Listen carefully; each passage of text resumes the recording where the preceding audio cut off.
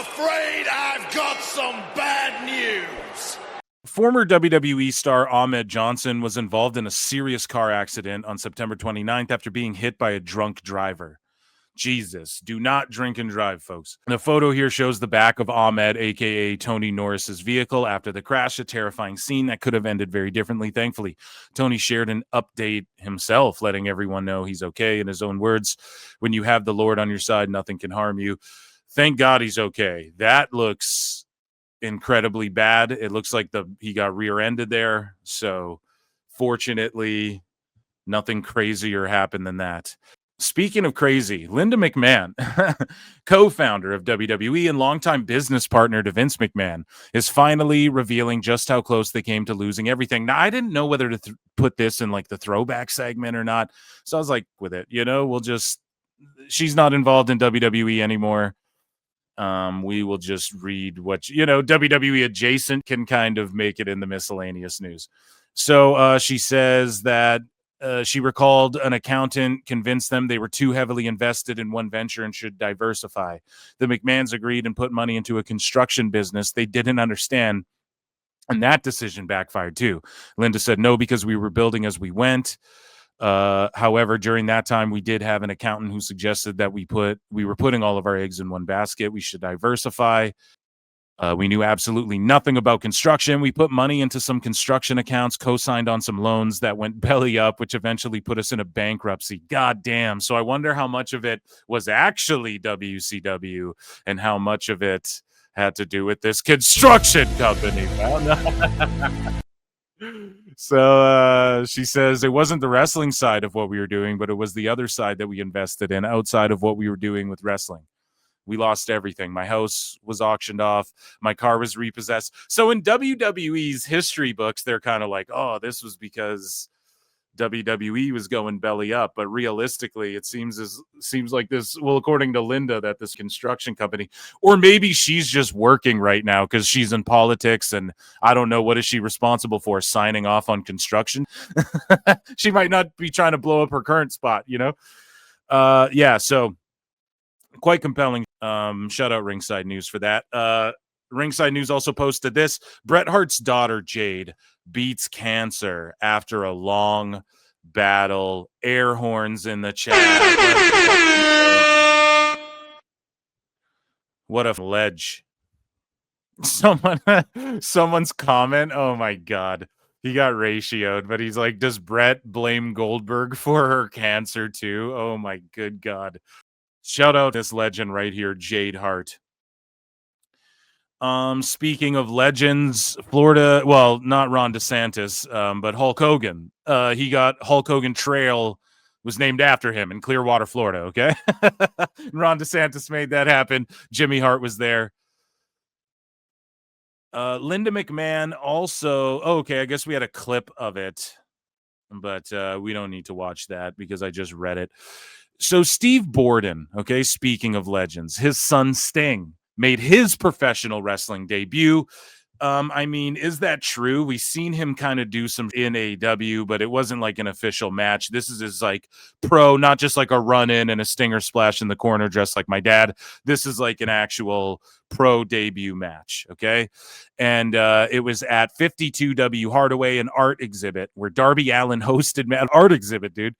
Hosted matches. Borden teamed with JD Drake, who's, I mean, I don't know this, but JD Drake, he's likely training with or is the guy like getting Borden ready, if I had to assume. And Killer Cross, which is pretty sweet, man. Let's check out this clip.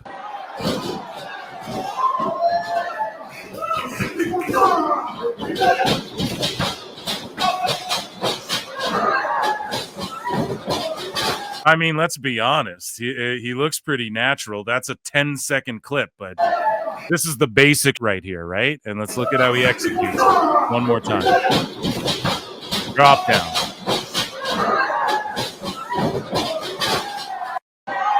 Yeah, I don't know. He looks like his dad, too.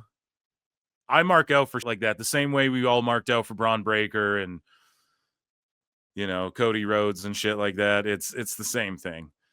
If he's good, which he looks good, then it's all good with me, baby. So New Japan Pro Wrestling has run less United States shows in 2025 due to declining attendance and some roster members not wanting to make the trip for the shows. Now, we're going to circle back to this and dissect this more in AEW news because it's not AEW is supposed to help New Japan with this whole thing, with this whole US expansion / like increasing ticket sales in Japan and stuff like that as well. And it hasn't worked out. And some people, I've pointed this out a bunch, and some people get mad about it. And it's like, well, listen, man, it's just reality. We're going to talk about it more in the AEW portion of the show. But just bringing it up in miscellaneous news because it should be noted, right? Like, let's remove AEW from the equation. That's shitty for them. Speaking of shitty for them, pro wrestlers are being preyed upon by Dana White and like the early days.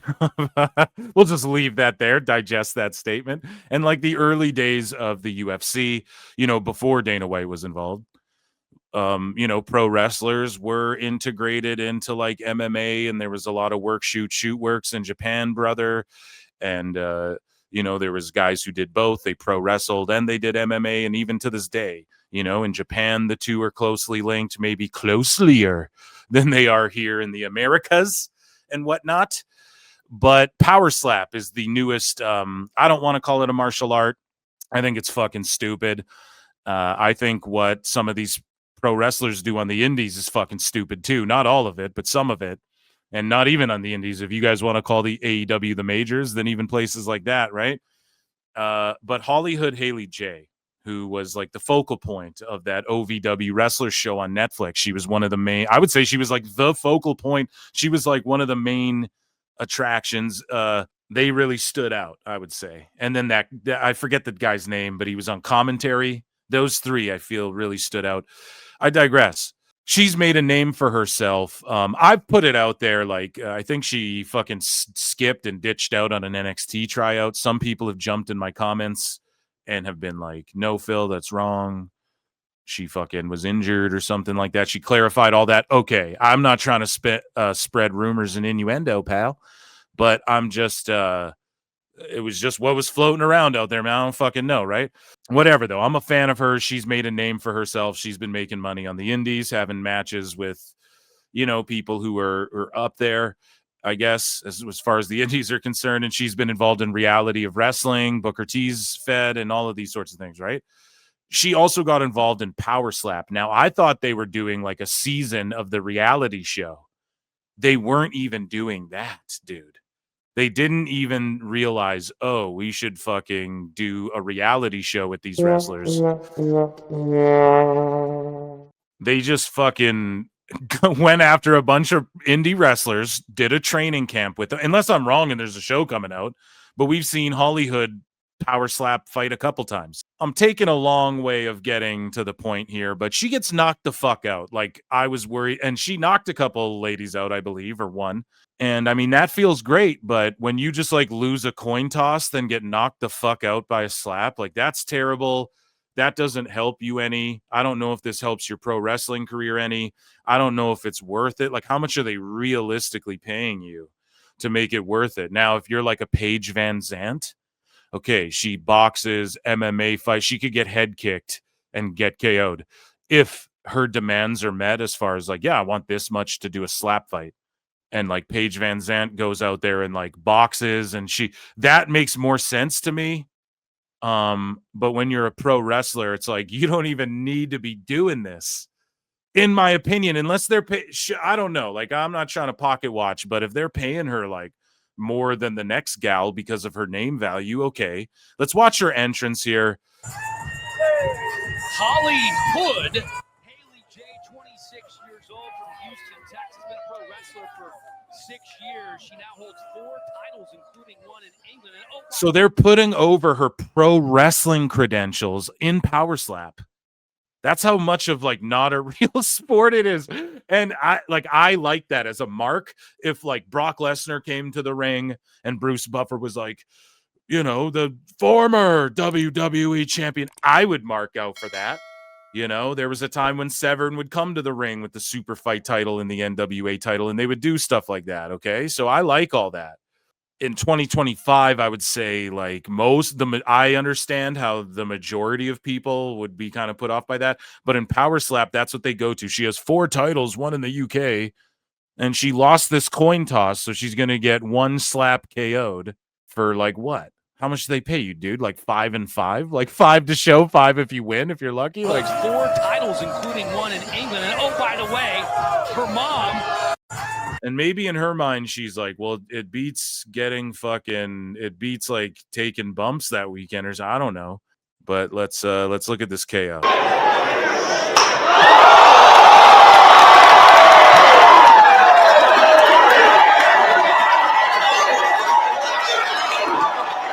She's done. Yeah, she's done. And her head hits the thing. Did you guys see her head hit the thing? Look at this.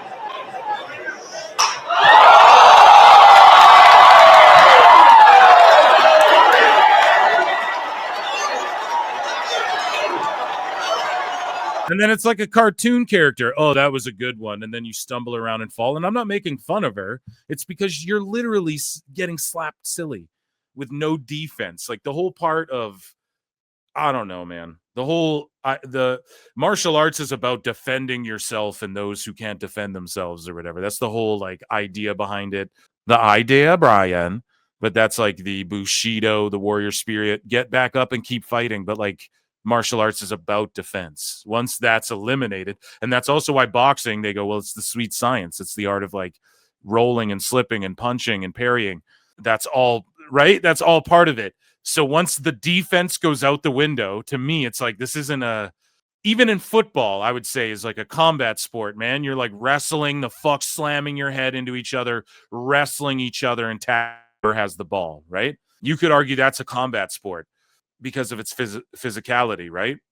I would even listen to that debate. But even with Power Slap, I don't know if you could even classify it as that. It's like a circus show. And maybe that's why pro wrestlers are being preyed on now, because it's just easier to get them to agree to do dumb shit. And Dana White, we know what he thinks. He's like, dude, people in AEW and WWE, they get slammed in tax. They go through glass. They do dumb shit for less money than we're paying them now. I wouldn't trust Dana White on the money end. Oh, we're paying them more. I wouldn't trust that. But he is right to some degree. When you turn on AEW and you see people get carved up and you're like, well, I don't, do I got to do that or just get slapped one time? These guys are fucking lighting each other on fire and doing shit for real. Like I could just get slapped for real one time. I'm not afraid of that type thing.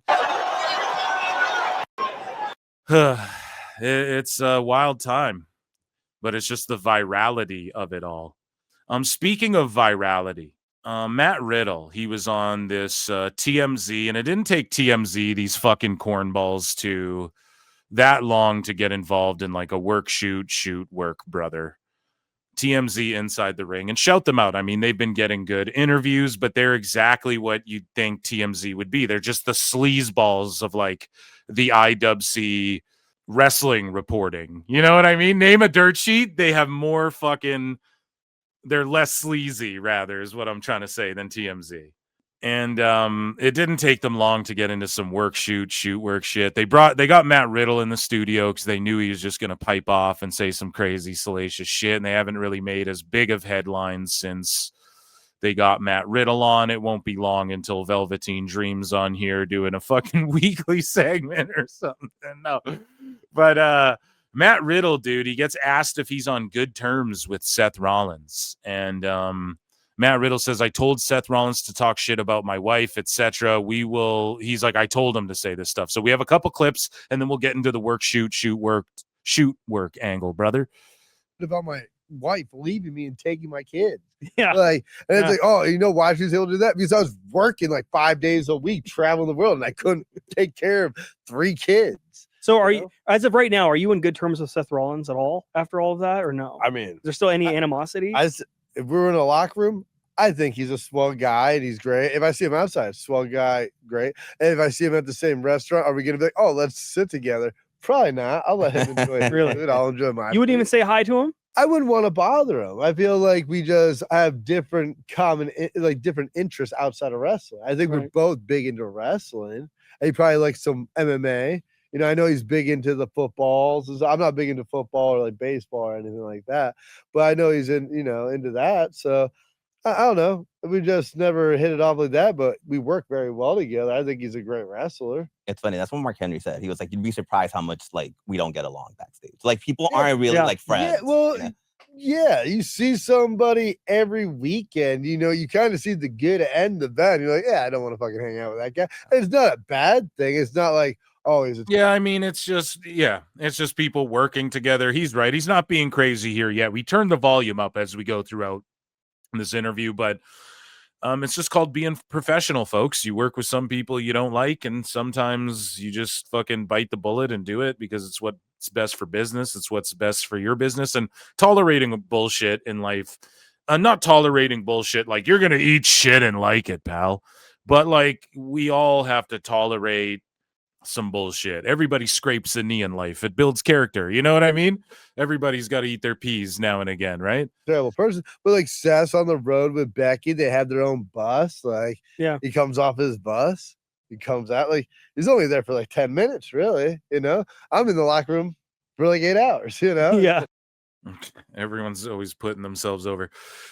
So Matt Riddle says Brock Lesnar cut the men's chamber match short by 15 minutes at Chamber 22. And then he throws Heyman under the bus here a little bit. I've worked with Brock a couple times at a stream or elimination chamber in Saudi. He literally forgot what number he was supposed to come out, punched the plexiglass door, which isn't like super strong. Like I can kick through it, but you're not supposed to. And then he just bum rushed. Yeah. He cut the match by 15 minutes. He's like, he's like, oh, sell. Like a 5. He writes his own ticket. Yeah. Essentially. And then Paul Heyman pretended like it didn't happen, or he was like, oh, that was my mistake. And it's like, no, it wasn't. Yeah. It's fucking him, dude. Like he just went into business for himself. I've worked. Yeah, but that's why people are loyal to Paul, because he will fucking bite the bullet for you. You know, those are the kind of people you want in your corner. So Matt Riddle talks about apologizing to Roman Reigns. And again, like, what am I going to add to what he just said about Brock? Yeah, Heyman said it. We've all heard those shoot interviews. Like, if Brock does what he wants to do, is that a work or is that a shoot? That's largely a shoot. You know, I think Pat McAfee or somebody said it, right? If the aliens come down, who do you send? Like, who do we go, this is our guy? You know, our guy versus your best warrior, like winner takes earth or whatever. Who do we send? Brock's up there on that fucking list in his prime. Brock's the top of that list, you know, probably even now. If we go Brock, you can do all the steroids, eat all the meat. You need to defend Earth. And we fucking gave Brock like the super soldier serum. Right now, he'd be the guy, you know, he'd fucking Hulk smash. So, again, like he just went into business for himself. What the fuck are you going to do about it? Get mad at Paul Heyman? Like, that ain't going to get you nowhere. So, Matt Riddle apologized to Roman Reigns after saying he could beat him in a real fight. So let's listen to this clip. And you guys know my take. It's like Matt Riddle's, you know, he slaps Gunther, apparently. He shits on people and then in a town, and then they leave him behind, and then he shits on them for leaving him behind, and publicly they're like, fuck you. He walks around and is like, I could beat Bill Goldberg, or I could fucking beat up Roman Reigns for real. And my take is like, yeah, we all know. Everybody knows that. You don't need to say that, you know?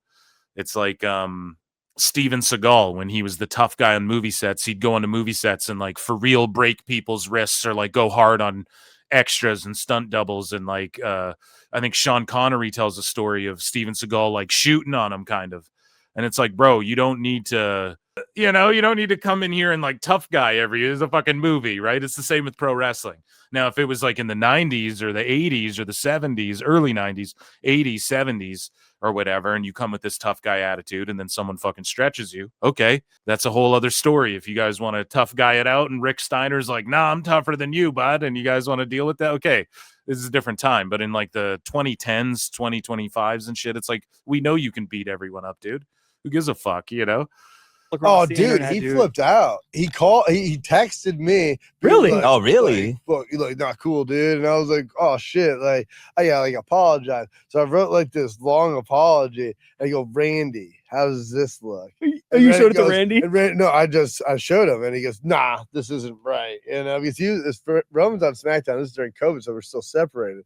And he's like, no, and we haven't done live events yet. So he's like, no, this isn't right. I know Joe, you know, his name. And it's like, bro, man, everybody has 2 names. I'm just Matt Riddle. I don't get it. But he fixes the text. He goes, here. And it was basically like, now you're the fucking bear pig. Now you're man bear pig. What is Sound Rich called? Now you're the sweat pig, the sweaty pig. No, dude. Matt Riddle is lucky he was able to parlay his name from UFC and the Ultimate Fighter reality show, where he was a popular character on the season he was on. He was able to translate that into being able to use his own name in WWE. Not everybody's so fortunate. my bad, bro. Maybe we'll work again. Work someday soon. When was this again? This is right before, like 2 weeks before we went back to live events. And Oh, so it wasn't recent. It wasn't this is not recent. I'm sorry. I thought you meant Yeah, like we thought you pissed him off about- recently. we've worked since, and the guy loves me. Yeah, you're cool. Yeah, I would beat him in a fight, though. That's just real. Yeah. Do you think I could beat him in a fight? Yeah, but when you're working with him, and listen, Matt Riddle doesn't understand that Roman's not pissed about you saying you could beat him up. He's pissed that, like, okay, I'm the world champion. We're making money here. We're doing business. And you're like going, yeah, but in real life. And I get it. It's not real life. And I get it. We can't put the tube back in the toothpaste, but there is an element of that in pro wrestling. It's all about selling. Why is it called selling? Why is selling for your opponent called selling? Because that's what it sells. It's what Flair did. He's considered the GOAT. He just sold for everyone. That's all he ever did. It's that Matt Riddle. You don't get, he doesn't care that you could beat him up. It's not about that. It's about fucking what he's trying to accomplish here in the bigger picture of, like, yes, we know, but this isn't UFC. In UFC, for sure, be like, I'll beat you. My wrestling's better. My jiu-jitsu's better. My wrestling's my boxing's better. Whatever. In pro wrestling, it's like, bro, you're not even on Roman's level. You know, you partnered with Randy, then you got bigger than ever. And yes, was Riddle up there? Was he going to be a world champ and shit?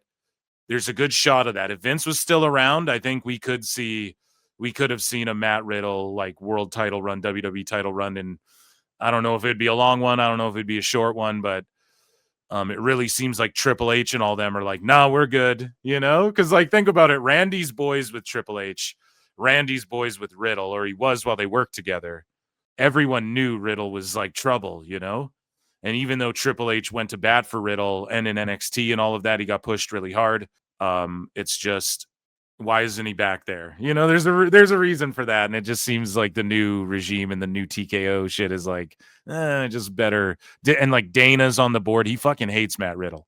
He fucking, look up the promo, the videos of, maybe on Patreon, we'll watch like Matt Riddle, like his MMA career, his Ultimate Fighter appearances. There's this YouTube channel called Lerone, shout out Lerone on YouTube, and he just uploads compilations of like all the Ultimate Fighter shit, and one that he made was like Matt Riddle's time on the show. Maybe we'll like watch that on Patreon or some shit, or maybe on like a Member Monday or something. But either way, I digress. Let's hear what he has to say here.